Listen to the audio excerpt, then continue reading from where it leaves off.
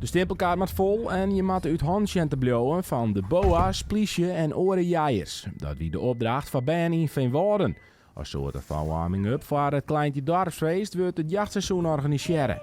In totaal door er een liedje 200 mei aan deze activiteit. En maar dat sasje, we gaan een gebied in Veenwouden hebben we set met 3 stempelposten. En elk individu, dus elk band, die krijgt een stempelkaart. En die mag dan 3 stempels in te behelden. In totaal rennen er 6 boa's, een politieagent en nog meer jaaiers door het dorp. Als ze die te pakken gaan, dan wordt die stempelkaart afgepakt en best ouwe. Maar wat is de tactiek van de jonge Rijn om ze alle keer te ontwijken? Gewoon steegjes en bosjes en zo. Steegjes en bosjes, en waarom is dat goed? Nou, dan kan ze die net, en dan kan ze die net zo goed zien. Fjordrennen.